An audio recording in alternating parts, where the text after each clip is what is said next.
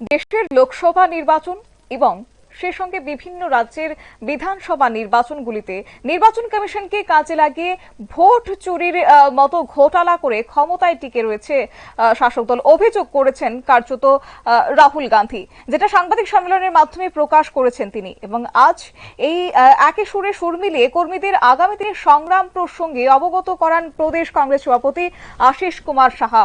আসন্ন ত্রিপুরা রাজ্য বিধানসভার ভোট যুদ্ধকে সামনে রেখে প্রতিটি ব্লক স্তরে সাংগঠনিক শক্তি বৃদ্ধি করতে মাঠমুখী হয়েছে কংগ্রেস। বুথ স্তর থেকে শুরু করে ব্লক এবং জেলার প্রতিটি স্তরে সংগঠন পর্বের প্রস্তুতি নিচ্ছে কংগ্রেস। রবিবার সেই লক্ষ্যে সোনামুড়া মহকুমার নলছর ব্লক কংগ্রেসের উদ্যোগে নলছর বিধানসভা কেন্দ্রের অন্তর্গত দুর্লভ নারায়ণে কর্মী সমর্থকদের নিয়ে সাংগঠনিক সভা করেছে প্রদেশ কংগ্রেস সভাপতি আশিস কুমার সাহা। সঙ্গে ছিলেন এসসির কংগ্রেস প্রদেশ চেয়ারম্যান নিরঞ্জন দাস, ওবিসি প্রদেশ কংগ্রেস চেয়ারম্যান মনোরঞ্জন দেবনাথ এবং কিষাণ কংগ্রেসের প্রদেশ চেয়ারম্যান অশোক বৈদ্য সহ অন্যান্যরা।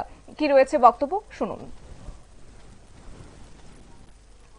একটা বিরাট অংশে ভোটার যারা ডুপ্লিকেট ভোটার, ফেক ভোটার, বিভিন্ন জায়গায় আজকে এই ভোটারদের তাদেরকে নানাভাবে এটা উন্মোচন হচ্ছে যে আমাদের একই বাড়িতে যেখানে 3 জনের বসবাস করার মতো ব্যবস্থা, সেখানে 80 জন ভোটারের নাম ভোটার তালিকায় একই বাড়ির ঠিকানায় এটা লিপিবদ্ধ করা হয়েছে। এই যে বাল্ক ভোটার একটা সিঙ্গেল অ্যাড্রেসের মধ্যে, এইটাকে আমরা যখন প্রেস কনফারেন্স করে রাহুলজি বলেন ইন্ডিয়া টুডে, এই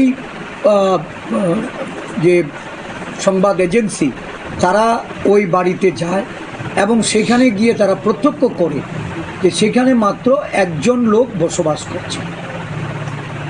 তাছাড়া এই যে ইনভ্যালিড ফটো দেখা গেছে, ভোটার লিস্টে ফটো আইডেন্টিটি থাকে, সেই জায়গাতে কোথাও ফটো ছিল না, কোথাও ছোট্ট আকারে যেটা ভিজিবল না, এই ধরনের ফটো দিয়ে সমস্ত ভোটার লিস্টে একটা বিরাট সংখ্যার একটি বিধানসভা কেন্দ্রে প্রায় 33,692 জন এই ভোটার একটা লোকসভার মধ্যে, যেখানে ভোটার সংখ্যা 6 লক্ষ, সেখানে 33,500-এর উপরে এই ধরনের ইনভ্যালিড ভোট ছিল। ফর্ম 6 দিয়ে ম্যানিপুলেট করা হয়েছে প্রায় 30,000-এর উপরে ভোটারকে।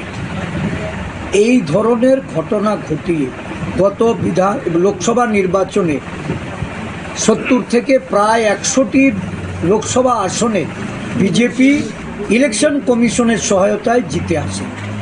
নরেন্দ্র মোদী তৃতীয়বার মুখ্যমন্ত্রী হওয়ার কোনো সম্ভাবনা ছিল না।